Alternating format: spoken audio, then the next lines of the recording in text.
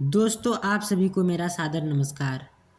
नवरात्रि के 9 दिन भक्ति और साधना के लिए बहुत पवित्र माने जाते हैं।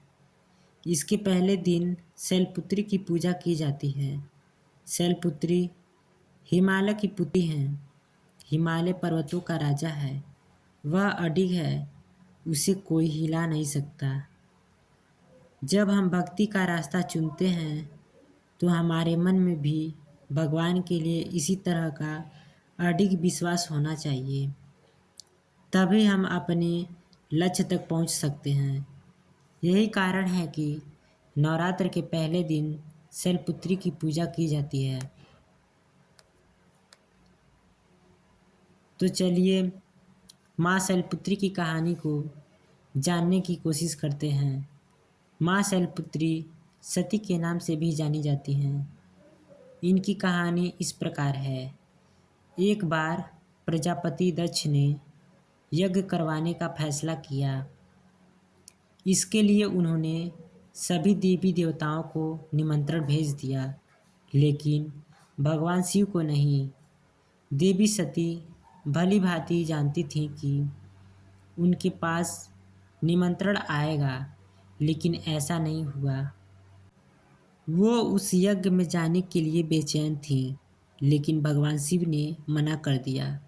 उन्होंने कहा कि यज्ञ में जाने के लिए उनके पास कोई भी निमंत्रण नहीं आया है और इसलिए वहाँ जाना उचित नहीं है। सती नहीं मानी और बार बार यज्ञ में जाने का आग्रह करती रही।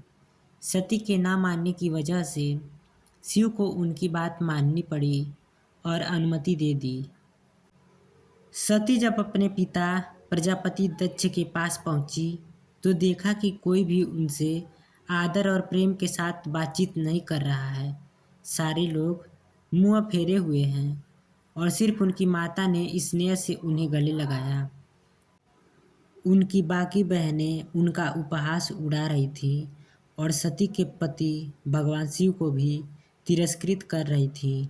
स्वयं दक्ष ने भी अपमान करने का मौका ना छोड़ा। ऐसा व्यवहार देख सती दुखी हो गई। अपना और अपने पति का अपमान उनसे सहन न हुआ और फिर अगले ही पल उन्होंने वो कदम उठाया जिनकी कल्पना स्वयं दक्ष ने भी नहीं की होगी। सती ने उसी यज्ञ की अग्नि में खुद को दहन कर अपने प्राण त्याग दिए। भगवान शिव को जैसे ही इसके बारे में पता चला तो वे दुखी हो गए। दुखी और गुस्से की ज्वाला में जलते हुए शिव ने उस यज्ञ को ध्वस्त कर दिया। इसी सती ने फिर हिमालय के यहाँ जन्म लिया और वहाँ जन्म लेने की वजह से इनका नाम शैलपुत्री पड़ा। शैलपुत्री का नाम पार्वती भी है। इनका विवाह भी भगवान शिव से हुआ है। माँ शैलपुत्री का वास काशी नगरी वाराणसी में माना जाता है। वहाँ शैलपुत्री का एक बेहद प्राचीन मंदिर है, जिसके बारे में मान्यता है कि यहाँ भी शैलपुत्री के सिर्फ दर्शन करने से ही भक्तजनों की मुरादें पूरी हो जाती हैं।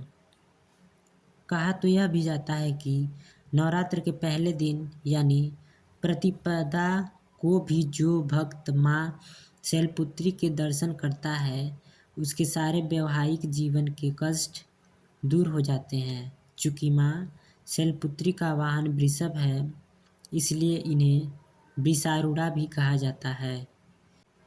इनके बाएं हाथ में कमल और दाएं हाथ में त्रिशूल रहता है।